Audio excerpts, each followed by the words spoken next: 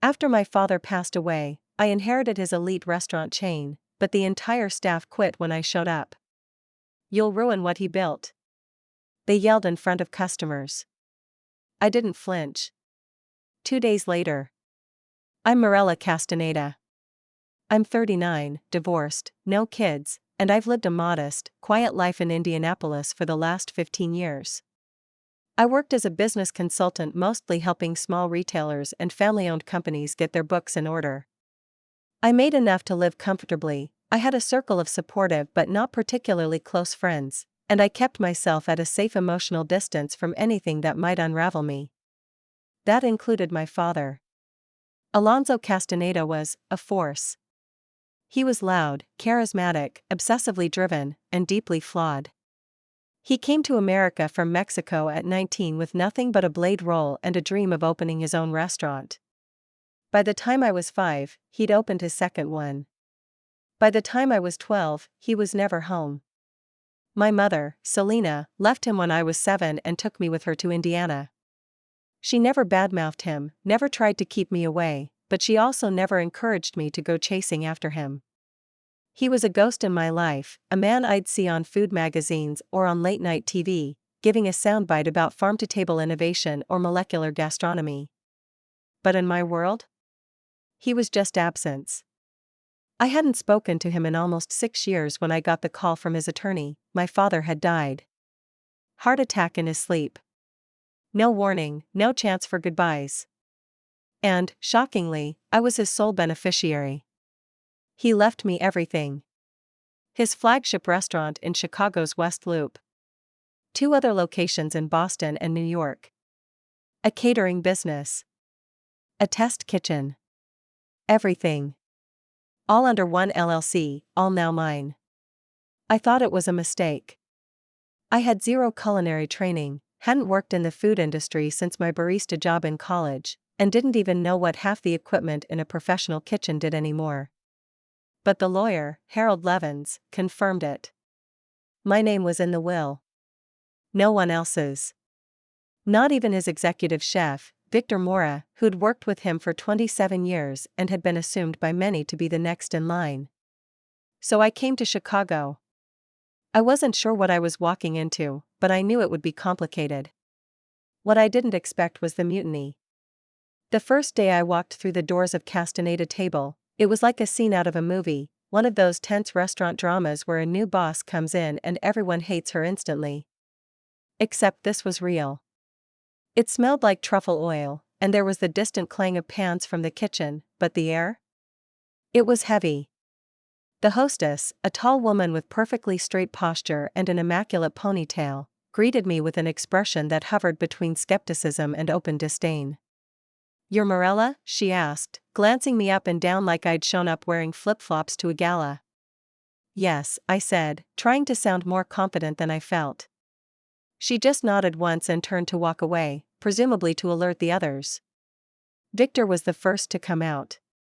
He looked just like I remembered from the few childhood visits I had made, stocky, thick forearms, salt and pepper beard. But there was a hardness to his face now. He didn't even say hello. "You're not staying," he said bluntly. "Excuse me? This isn't some sentimental inheritance. This place is a machine. A complex one. Your father ran it like a warship. You walk in here with zero experience, no authority. This is a joke." A few other staff were lingering nearby, pretending to check the seating chart or polish glasses, but I could see them listening. I could feel their eyes on me. "I'm not here to play chef," I said carefully. "I'm here to learn the business, manage what he built." "If you'll work with me, we won't," he interrupted. "None of us will." And then, in what I later realized was a coordinated move, the entire staff walked out. Right then and there. Managers, servers, line cooks.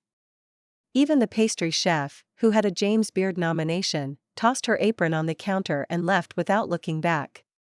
It was surreal.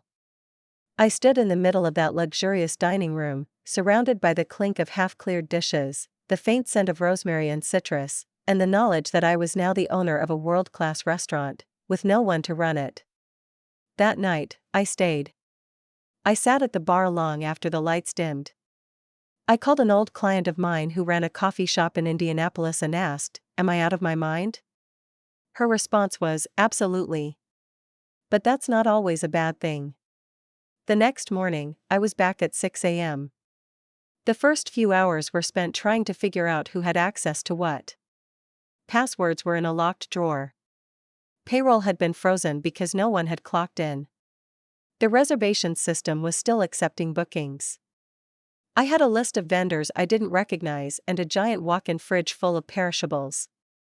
I called every staff member from the other 2 locations. Most hadn't even heard what happened.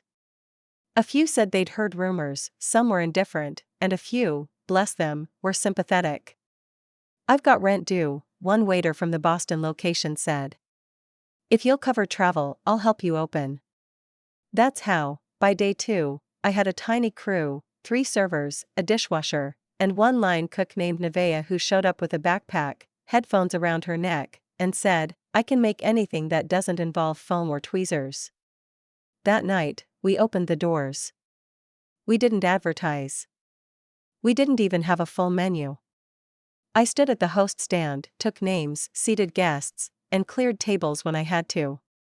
Nevaeh made 3 dishes all night: seared salmon with a citrus glaze, a mushroom risotto, and a filet with roasted fingerlings and pan sauce. The guests were confused at first. A few complained. But most smiled. They saw me bussing tables and flats and rolled up sleeves and realized something different was happening. The third couple that night told me they had celebrated their anniversary at Castaneda table every year for 11 years. "Your dad gave us our engagement dinner," the woman said. "And tonight, it feels like something new is being born here." I went home and cried that night. Not because I was overwhelmed, but because, for the first time, I wasn't just my father's daughter. I was building something of my own. The next few weeks were a blur of early mornings, late nights, aching feet, and constant, quiet panic. But also, for the first time in a very long time, I felt something new growing under my skin, a strange combination of purpose and rage. I didn't know everything about fine dining, but I knew business. I knew how to dig through financial statements and spot inefficiencies. I knew how to talk to vendors. I knew how to lead people, even if I wasn't the loudest voice in the room. And more importantly, I knew how to learn fast. I spent every night watching cooking videos, reading books, listening to interviews from chefs and restaurateurs, anything that could help me understand the beast my father had built. I took notes. I shadowed Nevaeh in the kitchen. I asked her stupid questions and thanked her when she answered honestly. She never coddled me, and I respected that. The small crew from Boston stayed in a cheap Airbnb I paid for myself. They didn't complain. One of them, Jalen, a server with a dry sense of humor and encyclopedic knowledge of wine, told me flat out, "I don't know what your end game is, but I'd rather work for someone who's sweating beside me than someone yelling from an office." Those little moments got me through the hard days. We reopened slowly, deliberately. Walk-ins only at first. Then we added limited online reservations. We changed the menu weekly, based on what Nevaeh felt confident making and what we could source from reliable vendors. No frills. No foam. No deconstructed this or emulsified that. Just real, honest, good food with bold flavors and clean plating. And people came. Some were curious. Some were regulars who thought we'd shut down. Some had read online that the daughter took over and expected a train wreck. But they kept coming. The turning point happened about 3 weeks in. I was wiping down the bar when a sharply dressed man walked in, took one look around, and said, "So it's true. You're still here." I looked up. It was Victor. He wasn't wearing his whites. Just jeans, boots, and a look that said he expected a fight. I didn't rise to it. "Still standing," I said. He looked around. The place was busy, but not frantic. There was laughter. There was music playing softly. The plates coming out of the kitchen were simple but beautiful. Nevaeh had just sent out her twist on carnitas with sweet potato hash, and the smell alone had people turning heads. Victor slowly nodded. Then, without another word, he walked to the host stand, took a clipboard, and started reading the seating chart. Like he never left. I didn't stop him. I didn't ask why. I just let him observe. Later that night, he pulled me aside into the back hallway near dry storage. It was cramped and poorly lit, and I half expected him to finally say what he'd been holding back for weeks. Instead, he leaned against the wall and said, "You know, your father once told me he was disappointed you didn't go into the family business." I didn't know how to respond to that. I never thought of it as family anything. It was his world. He never opened that door to me. Victor continued, "He said you were too analytical. Too soft. That the kitchen would eat you alive." I just looked at him. "And now?" He shrugged. Now I'm not sure he was right. That was the closest I got to an apology. And honestly, it was enough. He didn't return to his position. Not yet. But he started showing up, first just watching from a distance, then offering suggestions. He pulled Nevaeh aside one day and helped her adjust the seasoning on a sauce. The next day he walked a server through the correct way to present a bottle of wine. He was inching back. Testing the waters. And I let him. In the meantime, I was discovering things about the business that no one had told me. Like how one of the former managers had been skimming off the books for years, padding supplier invoices and taking kickbacks. Or how the Boston location had never actually turned a profit and was being propped up by the flagship's success. My father, the perfectionist, had apparently covered it up to save face. It took me weeks to unravel it all. I had spreadsheets taped to the walls, invoices stacked on my desk, and a whiteboard full of questions I had no answers for. But I was making progress.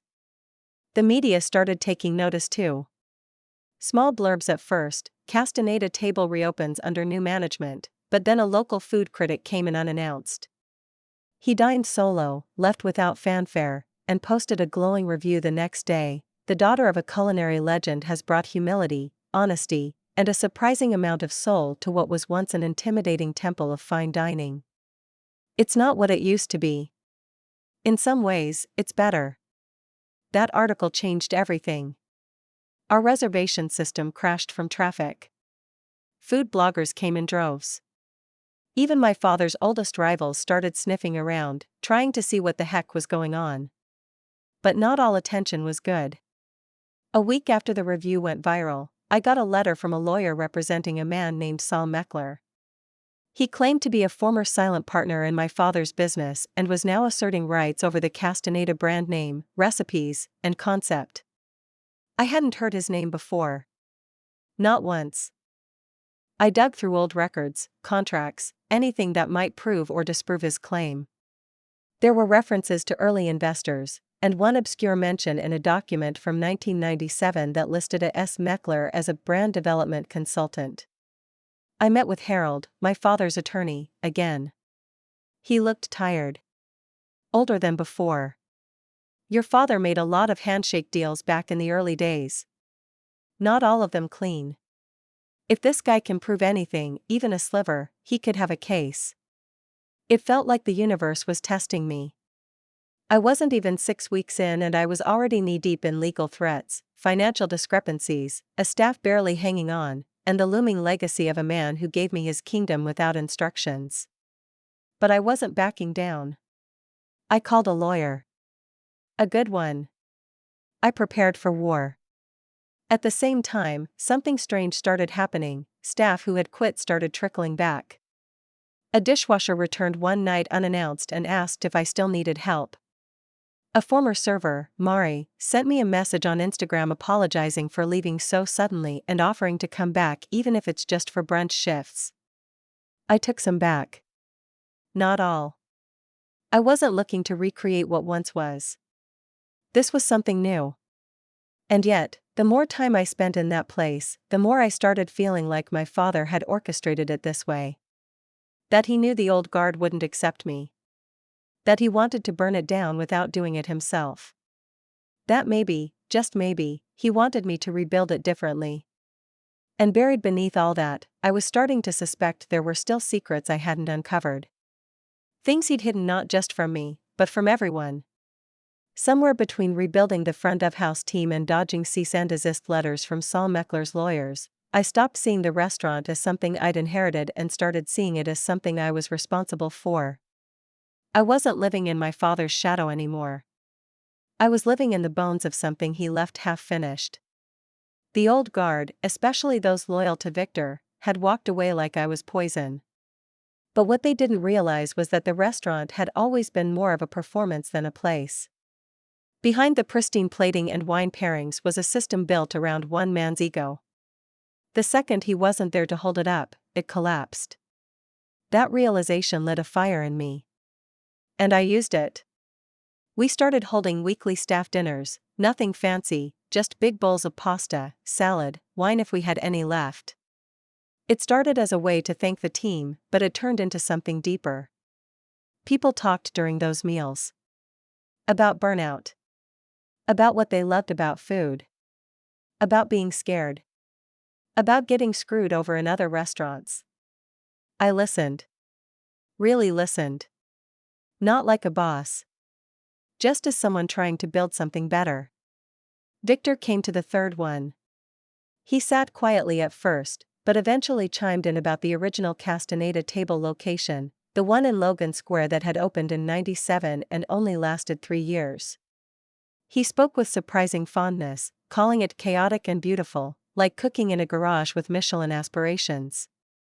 That was the night I realized he had loved the early days. Before the awards. Before the press. Before the weight of being Alonso's right hand made him bitter and defensive.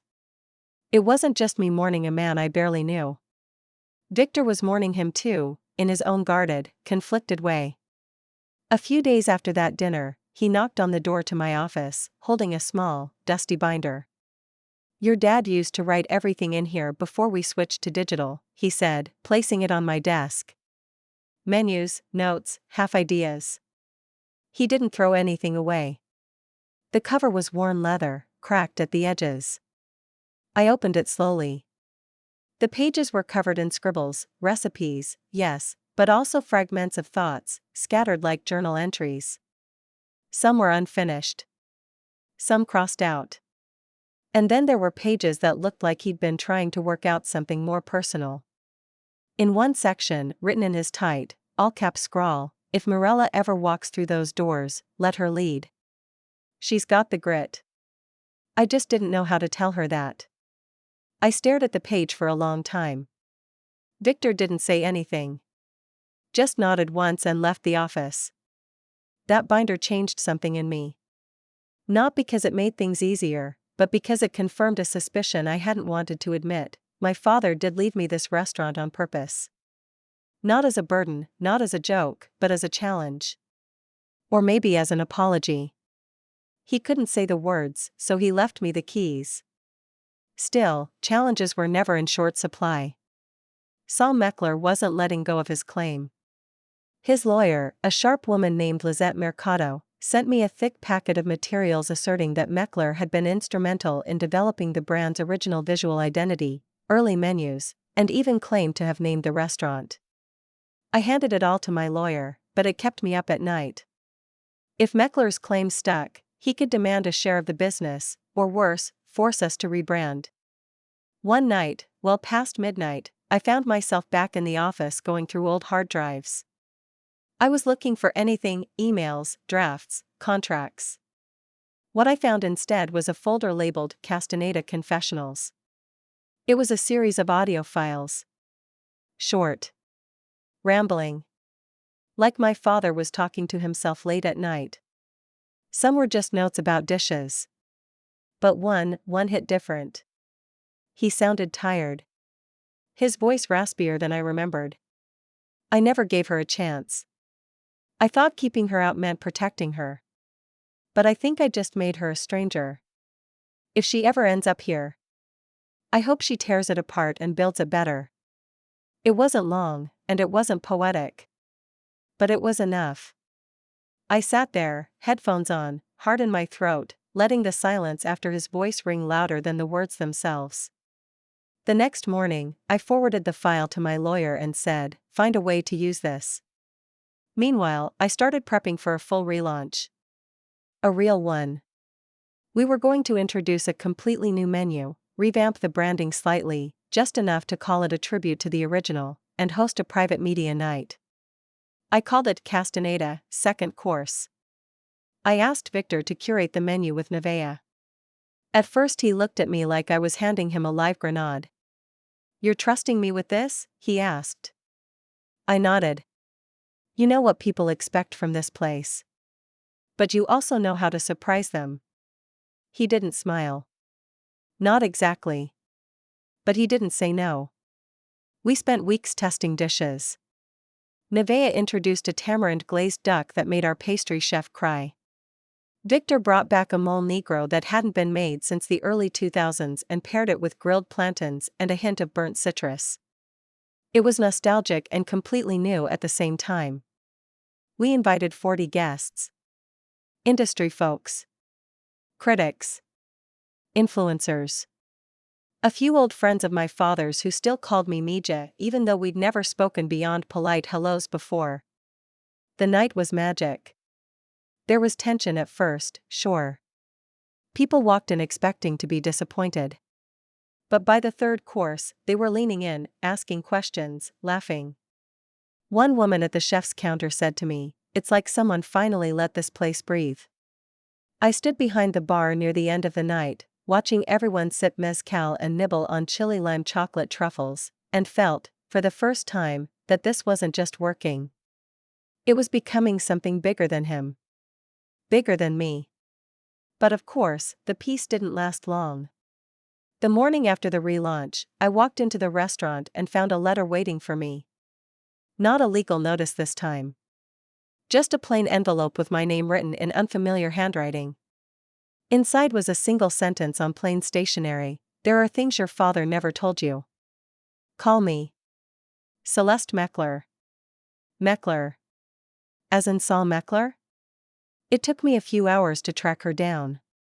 She wasn't listed as his wife or business partner in anything official, but she had a quiet presence online, enough for me to find a phone number. I called. She answered like she'd been expecting it. I met Celeste Meckler in a cafe on the north side, quiet, tucked between a used bookstore and an old Polish deli. She was maybe in her early 60s, wiry, composed, with silver-streaked black hair pulled into a low bun.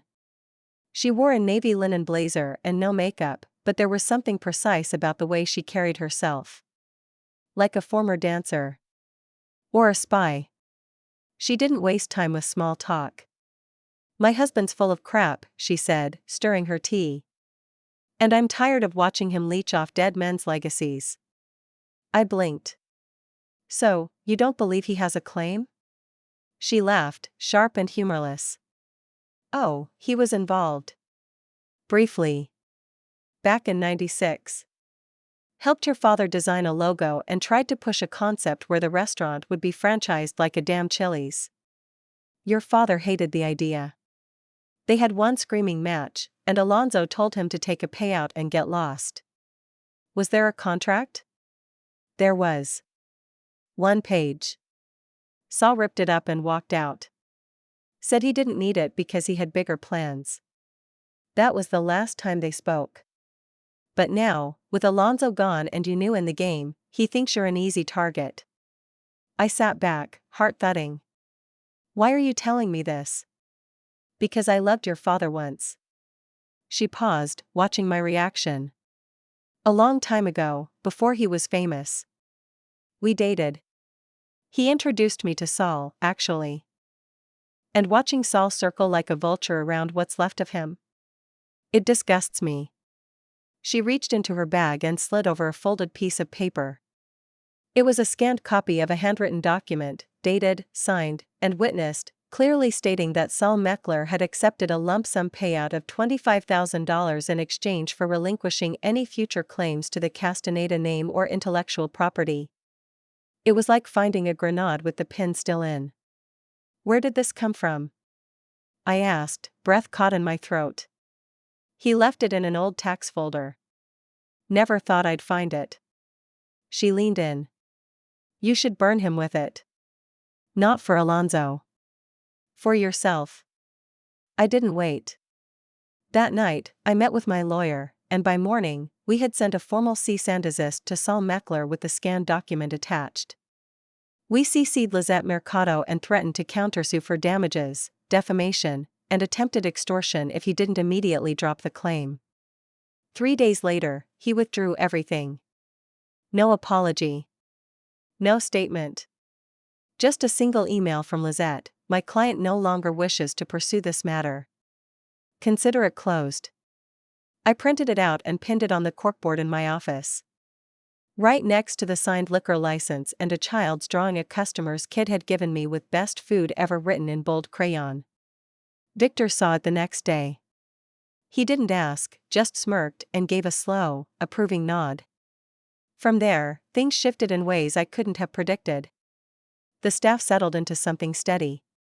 There were still tense days, blown deliveries, a missed reservation, a critic with a vendetta, but we had momentum. Real, honest momentum. I offered Nevaeh the role of executive chef. She stared at me like I'd just asked her to walk on water. You're sure? She asked. You've earned it. She said yes. Eventually. After pacing the alley out back and calling her dad, who apparently burst into tears on the phone. Victor stayed on as culinary advisor, but he seemed happy not to be in the spotlight. He taught. Mentored. Occasionally challenged a menu item. He even smiled more. We launched second course officially across all locations. Boston and New York came around slower, but once they saw Chicago's numbers and the reviews, they followed suit. We tightened operations, brought in new talent, restructured the finances. For the first time in years, the company was truly healthy. And me? I stopped feeling like a stranger in my father's world. I wore the name Castaneda not as a burden, but as a badge. I didn't become a chef. I didn't want to. But I became a restaurateur. A leader. Someone who could hold a team together, navigate the storms, and stand on the floor of a full dining room without flinching. There was one more thing I had to do, though. I invited Saul Meckler to dinner.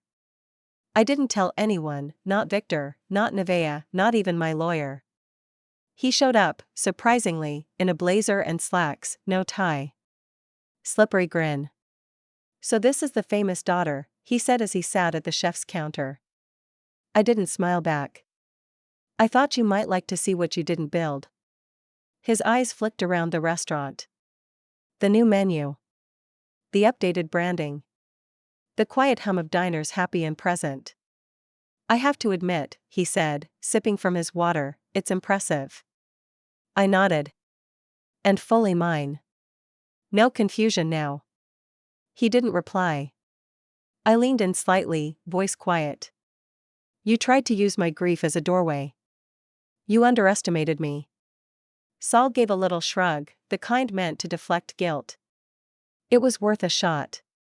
Well, I said, standing up, it didn't work. I turned and walked away. Didn't offer him dinner. Didn't show him the kitchen. He finished his water, left a $10 bill under the glass, and walked out alone. That night, I gathered the staff for a toast after close. To hard restarts, I said, holding up my glass. And to every person who thought we'd fail. There was laughter, clinks of glass, a few whoops from the kitchen. Victor raised his water, he never drank on work nights, and said, to the woman who ruined what Alonzo built, and turned it into something better. Everyone cheered. I just smiled. Not because I'd finally won something. But because I'd finally earned it. And this time, no one was walking out on me.